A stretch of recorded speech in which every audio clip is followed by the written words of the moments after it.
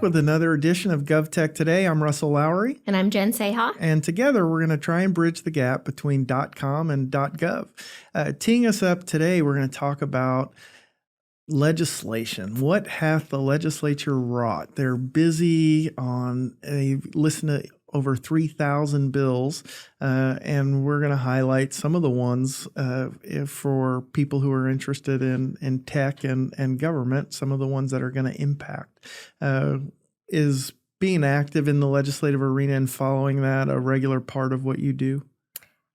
Definitely like on the outskirts of the main day-to-day focus. But we have a registered lobbyist on the team. We track these things for a couple of our clients.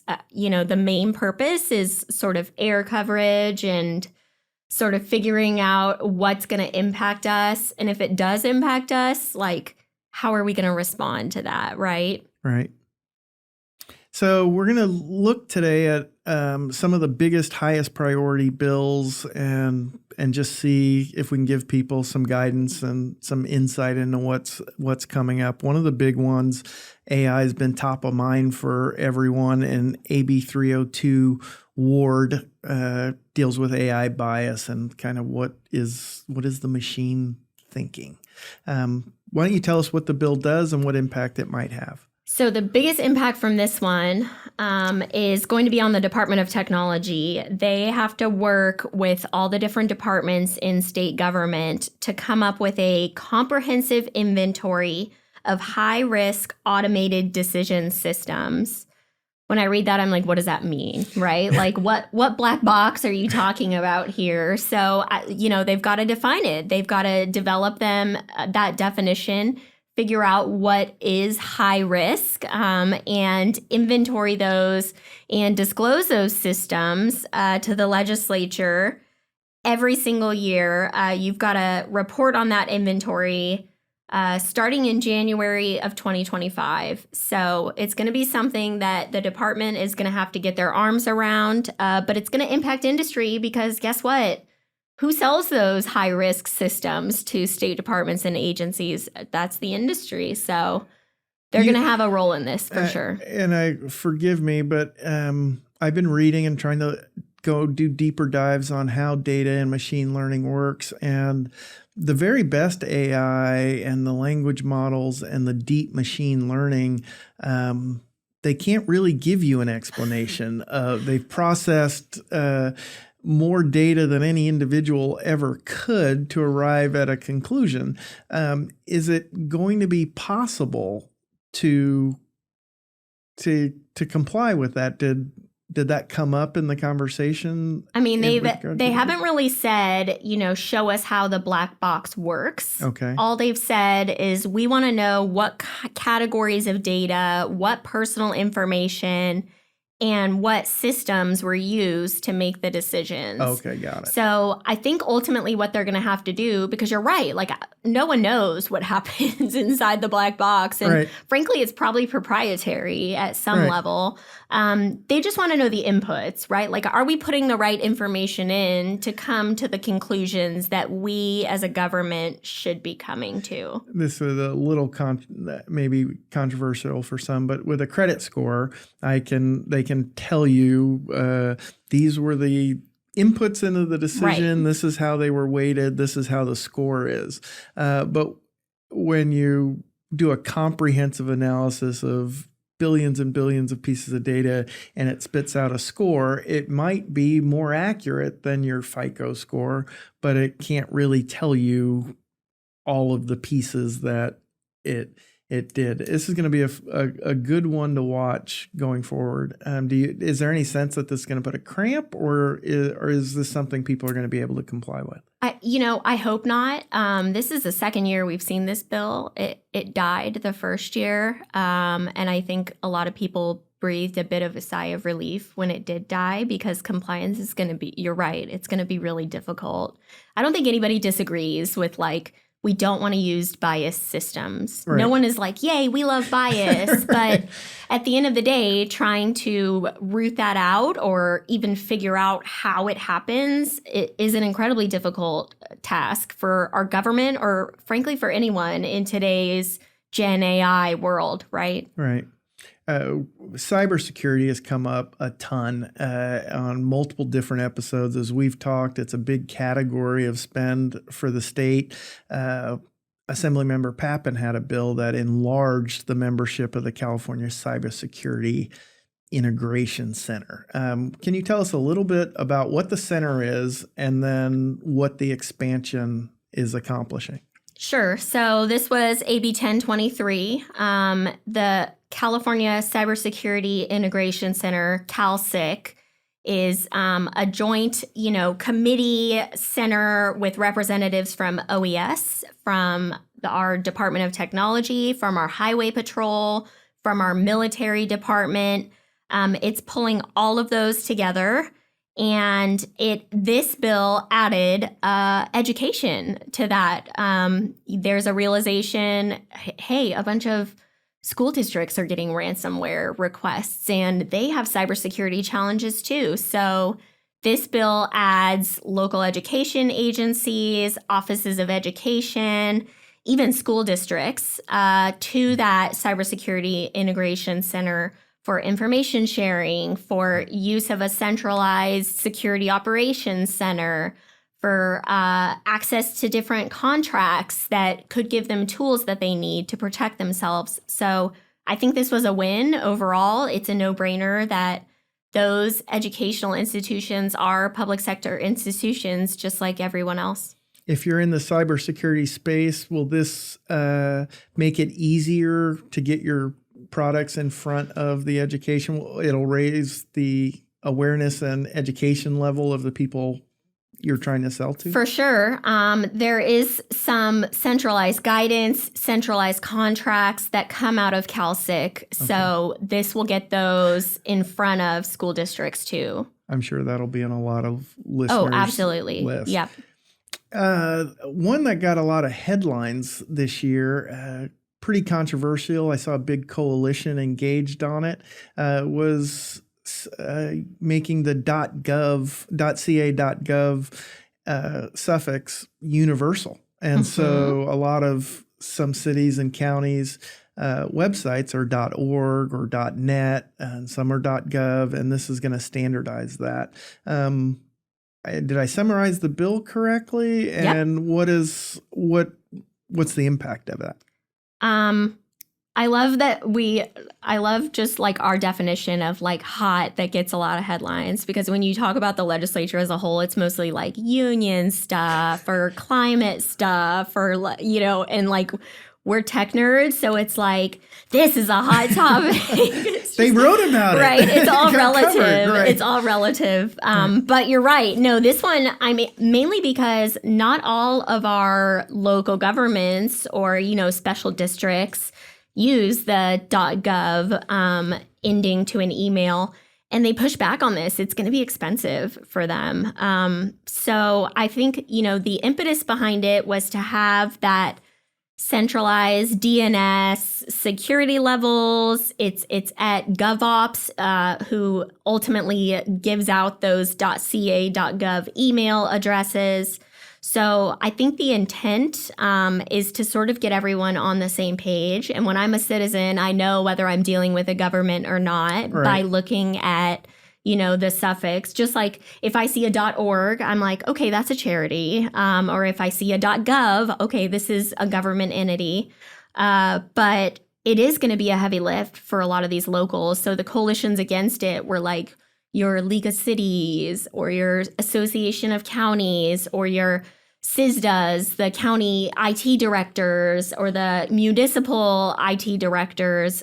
So it's going to be a lift. Luckily, it's mandatory by 2029. So they did kick the date out through some amendments in this. We have some time to do it. It presents another business opportunity, right? If I'm like a DNS registration, I'm hitting up those guys and saying, hey, you have to do this. Let us help you. And it gives them some time to write it into their budget and fit where it fits in a competing bottomless pit of IT priorities. Yeah, for sure. One of the bills that probably I get discussed in the general public more than anything else is the privacy considerations. And Senator Becker had a bill called the Delete Act. Why don't you summarize what that bill does? So this is really aimed at data brokers, and you have to register as a data broker. In the state of California, there are 500 data brokers registered.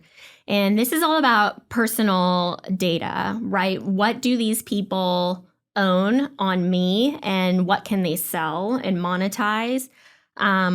There's been discussions back and forth, right? Like, should I benefit from them selling that data? Should I get money when they sell my data? So this has been a public policy discussion for a while.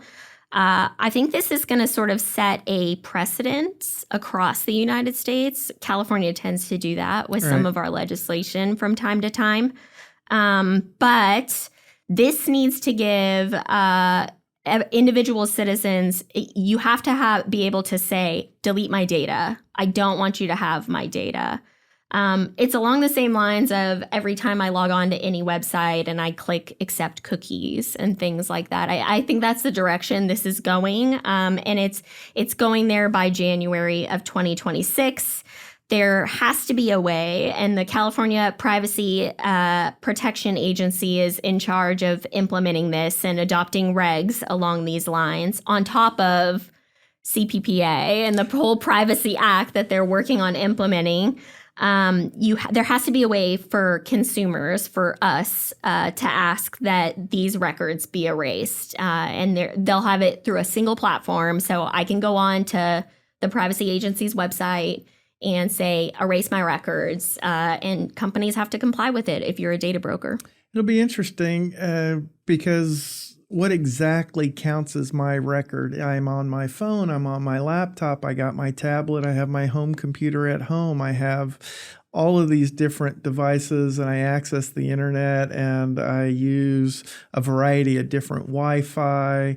I've given app permission to different apps that I've downloaded, and I've clicked agree to a variety of different stuff. And previous legislation required that be anonymized. So when I click agree, that little data point that I happen to be on a phone, it's not me.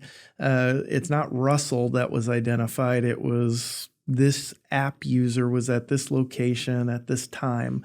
So it doesn't have Russell attached to it when the data brokers get it. But eventually, through some combination of all of that stuff, people can drill down on who I am.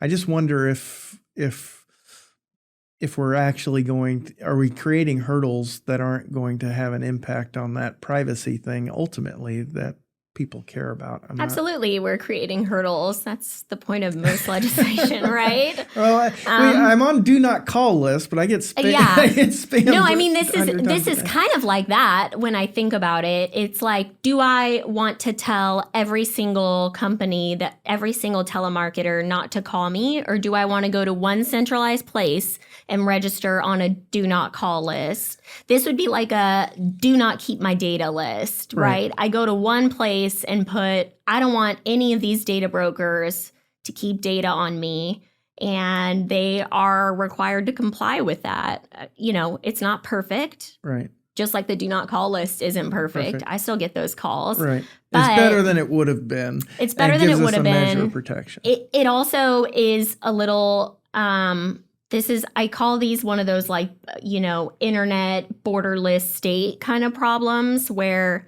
this is the rule in California, but in Nevada, there's not a Nevada do not call list, and there's not a Nevada delete act. So this one is one I would watch for national implications. Just like our Privacy Act went national, I would suspect because, internet is borderless, data is borderless. This is going to be an issue when you're trying to do something for California that's different than the other 49 states. I don't expect you to know all of the details on all of these bills. I'm curious about the penalty provisions. The privacy penalty provisions that California has mirror what's happened in Europe, and Europe has imposed billions of dollars of fines for privacy violations. Are there penalty provisions associated with this bill that are going to force compliance, or what's the enforcement mechanism? I don't know the specifics, but I would bet that they punted those penalties to the Privacy Protection Agency to sort of come up with and look at enforcement on. But, unless you're a data broker, that's, your credit agencies, your anyone that's selling your information, right? So like people search sites, data analytics firms, unless you're registered as one of those, this has very little impact to you, except as a citizen, right? And me clicking, I don't want my data Theoretically, this is strengthening my relationship as a consumer versus a data broker who most Californians couldn't name 3, let alone any of the 500. Right. Okay. Well, I appreciate that. We hit some of the highlights of what they just did, but before we wrapped up, I wanted to give our listeners a preview of coming attractions. So the legislature hears 3,000 bills plus a year. 40% of those become law. So we kind of start with a couple of the bills and ideas that were teed up that may give an indication that we're going to hear them again. There were 2-year bills. AB 749 Irwin would have required every state agency to implement a zero trust architecture for all data. Can you talk about maybe why that bill got hung up, and do you expect to see it come back? Yeah, I love always looking at the 2-year bills because in the first year of a 2-year legislative session, nothing really dies. It just becomes a 2-year bill, meaning, we'll park it and we'll come back and work on it later. Assemblymember Irwin, longtime tech champion, cybersecurity champion. You can bet that she's always carrying something technology related, for better or worse. This one requires zero trust architecture. I think the reason there probably wasn't a huge urgency on this is because we're already heading that direction. So CalSecure, our state's cybersecurity plan, already mandates that departments implement zero trust. They're heading that way. It's going to be expensive.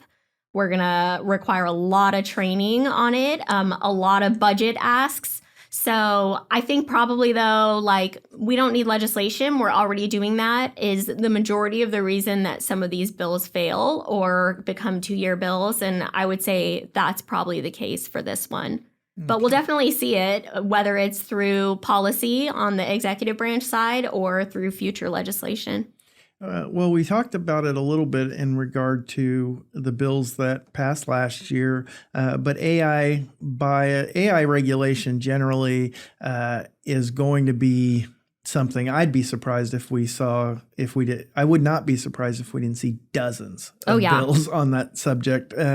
But Senator Wiener has a pretty strong record of not taking no for an answer, and his SB 294 got hung up last year, but guaranteed he's going to come back at least. What could you tell? What was he trying to get done, and what do you expect out of him in the year ahead? I think this one got preempted by an executive order. It's another way to get things done, right? So the governor issued an executive order on AI that called for his departments to implement a lot of what Senator Wiener was already looking at as far as how do we regulate this? What are the risks?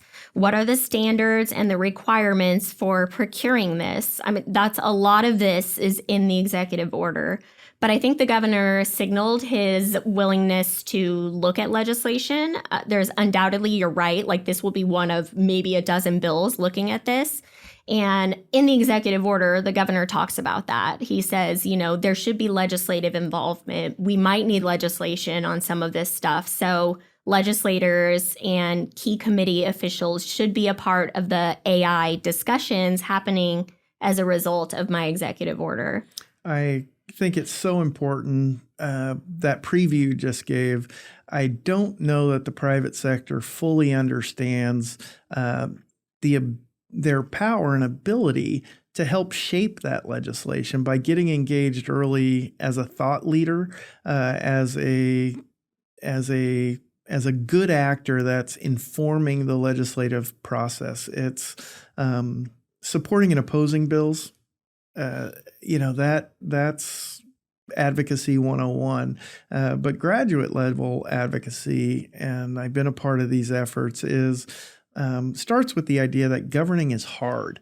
And instead of calling them idiots for introducing bad bills, how about help educate the staff and the people beforehand so that you get a better legislative product out of the back end. I think too many people approach this as an adversarial process instead of an educational opportunity. I love that. And I bet you the legislators love that too. Blind supports or opposes are never appreciated, right? Let's have a discussion. So communication is the foundation, right? Sounds like advocates are going to be busy in 2024. For sure. Well, thank you for giving us that insight and that your crystal ball. We'll check back in to see how you did. Thank you.